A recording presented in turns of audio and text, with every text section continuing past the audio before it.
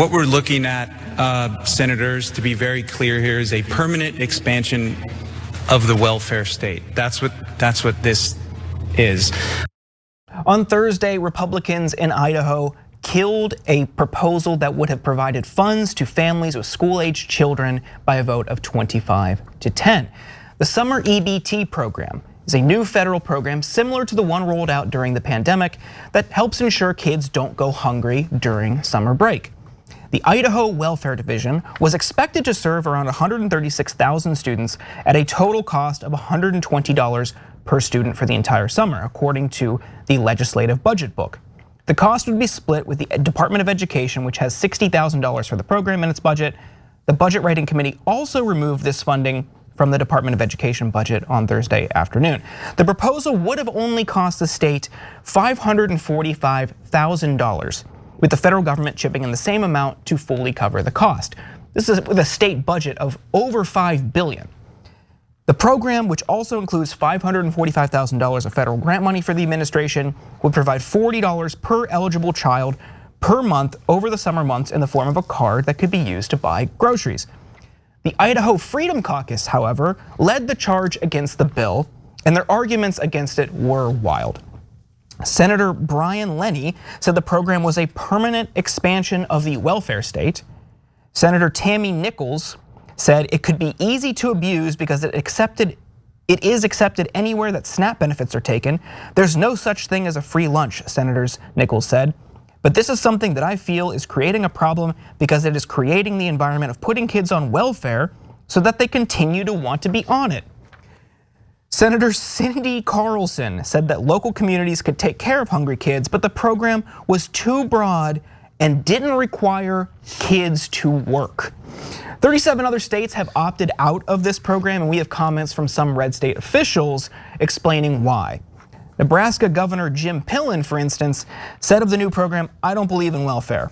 A spokeswoman for Florida's Department of Children and Families cited vague, unspecified fears about federal strings attached, and Iowa Governor Kim Reynolds suggested there was no point in giving this grocery assistance to food insecure children when childhood obesity has become an epidemic. There's a couple things here. You have the Idaho program and the reasons against it, but then the broader context. You have 13 or so states who are saying, no, we don't even want this federal money to begin with, even if it's gonna just cover the cost of feeding these kids. Mark, what do you make of this? Pausing here to deliver some honest truth as we do in our news coverage as well. TYT is facing challenges, guys, as the entire industry is. You know who could make the difference? You. If you hit the join button below, it's gonna make all the difference and keep us in business. We appreciate you, thank you. It's an embarrassment for us to have the kind of wealth that we have as a nation, for them to have the wealth they have as a state, and then to be pushing back on $40 a month for a child to get food. And then all the other stuff that follows, to me, Jordan, just strikes me as pretzel logic. You know, they're just trying to find a way to, well, it'll addict them. They'll be addicted essentially to handouts. And the fact is that this kind of assistance for those families that need it can really lift a child up. I mean, this is the opportunity that America provides. This country has too much not to look out for those who really need it. I don't have a problem at all with these programs. I think they should be expanded. I think they should be available. And this is, I think, the cutting edge of absurdity there in Idaho. Kids don't know where their food comes from. Like, how are they gonna get addicted to welfare? The food that their parents, if their parents work and slave all day and then make the food and plop it in front of them, the kid still thinks it comes from magic. The kid is not gonna wrap it. You think this 6-year-old is like, oh, thank goodness for this government program that was voted on by these legislators that resulted in me having extra groceries. They don't know. You're not, the only person that is completely indoctrinating them is the Republicans who say this is what they're trying to do. And like to say no to something like $40 to a kid so they can eat, it's almost like it was a trick. Like to trick like the Republicans, they're not gonna say no to this, right? Like they say no to a lot of programs that we're trying to do. We're trying to make healthcare more affordable. They're gonna fight against that, right? But they're not gonna say no to like letting kids have lunch. And every time they go like, actually no, the biggest evil, it doesn't seem like it because we're just trying to give kids lunch, but the biggest evil is us giving kids lunch. Like do they realize how horrible that makes them seem to most human beings? Well, the last thing I would just say, I mean, really, it's so funny when we talk about the $40. I mean, it's worth talking about it. You know, you mentioned the overall numbers even. It's a fraction of the money that they have.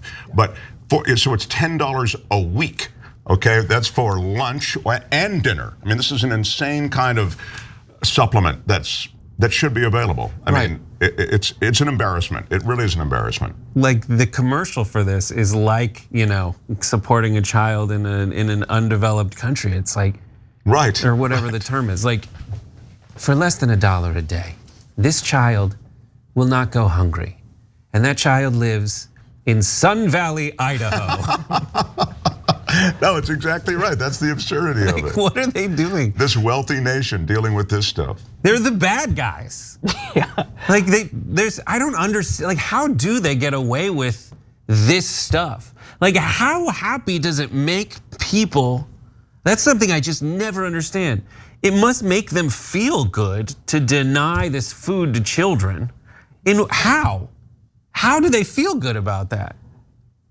I mean, on another point though, I think that messaging, you know, we don't want them to be addicted to welfare. There's a stigma associated with relying on social welfare programs.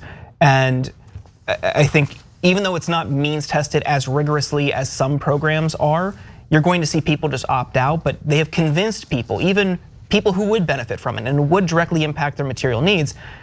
They've convinced them, well, no, we should support Republicans in doing this because, you know, I don't want to be relying on that. I don't want to accept help. There's no shame in accepting help.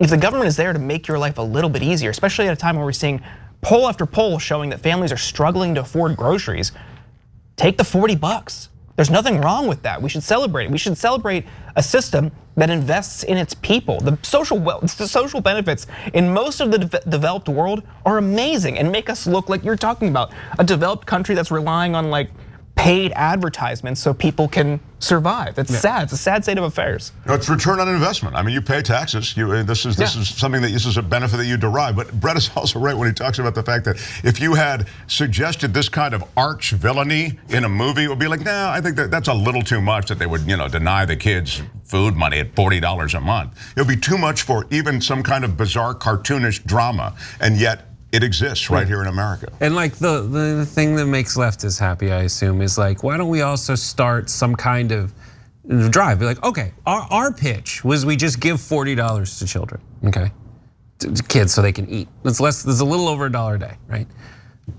We can bring down prices another way, and that is to end corporate greed. We can end the inflation that's happened as a result of people who run corporations. They're not paying their workers more. You can do that, and that's how they can afford food more. Or you could just take slightly less profit and not pay some nameless shareholder millions of dollars in stock buyback revenue. That's the other thing. We just thought it would be easier to allot $40 to a family who has trouble feeding their child. Thanks for watching The Young Turks, really appreciate it. Another way to show support is through YouTube memberships. You'll get to interact with us more. There's live chat emojis, badges. You've got emojis of me, Anna, John, JR. So those are super fun. But you also get playback of our exclusive member-only shows and specials right after they air. So all of that, all you gotta do is click that join button right underneath the video. Thank you.